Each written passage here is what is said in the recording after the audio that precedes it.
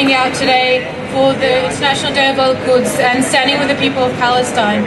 As Australians, we need to understand that although we do come out to support the people of Palestine, we have to understand that our own government, the Australian government, is continuing to support the occupation. They have always shown the support for the occupation, whether it be through words, financial aid, or any other cause. Just this year we saw, as mentioned before, we saw the Prime Minister of Israel, Benjamin Netanyahu, come to Australia and be accepted with open arms by the Australian government. Despite protests in every single city where he came, he was accepted by the Australian government. But this is in stark contrast to a Palestinian activist by the name of Bassem Tamimi, who was meant to speak at a Marxism conference in Melbourne this year, but was refused entry into Australia because they claimed that his entry into Australia would create protests, but completely ignoring the fact that when Netanyahu came to Australia, he also was met with protests in every city. So that really shows who the Australian government supports, and the government support for Israel is not something that's not surprising. I mean, they also are a settler colonial state like the state of Israel. That they have shared goals, they continue to trample over the rights of the indigenous people.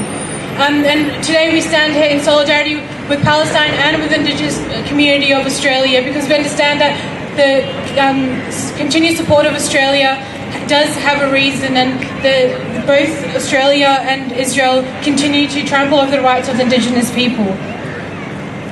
The stance on Israel is a bipartisan support. Just before the elections last year, Labour MPs came out and they did state that they would also support claims to criminalise BDS if it was put forward.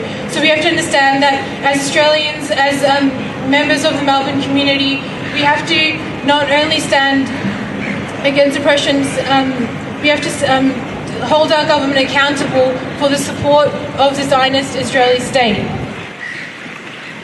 Let's not forget that the state that they support has violated international law on various occasions, whether that's through continuation of illegal settlements, arresting underage children for doing nothing, just merely being Palestinians. Just last month, during the Palestinian prisoner strikes, Fatima Haji, a 16-year-old Palestinian, was shot 20 times in the back. 20 times in the back. I asked, what was her crime? Being Palestinian, walking in her streets. She was shot 20 times in the back. There's nothing that justifies this sort of crime. Israel's continuous violation of human rights and colonial practices have been exposed in the world by protests like these. We may think that these are not important, but what they do is let the broader community know what is happening in Palestine. It allows us to bring the situation of Palestine to the general public here.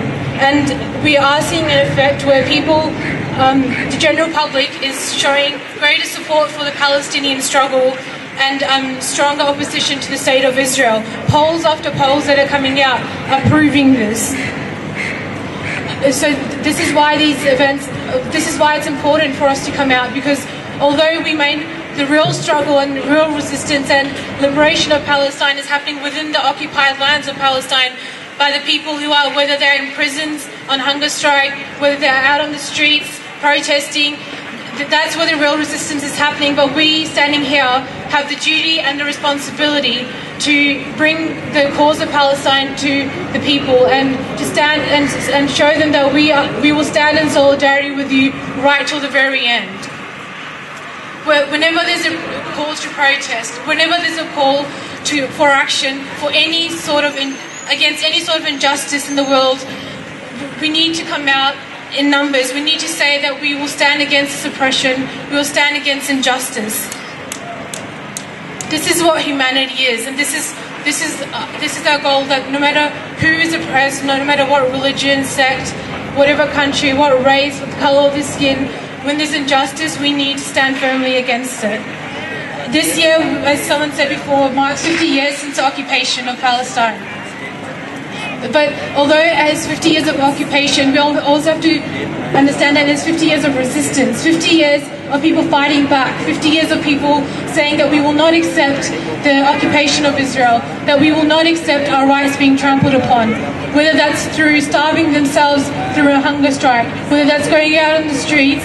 The people of Palestine have not ever, not for a single hour, not for a single minute, stopped the resistance to the illegal state of Israel. So we over here have no right to say that we will ever stop the support of the people of Palestine.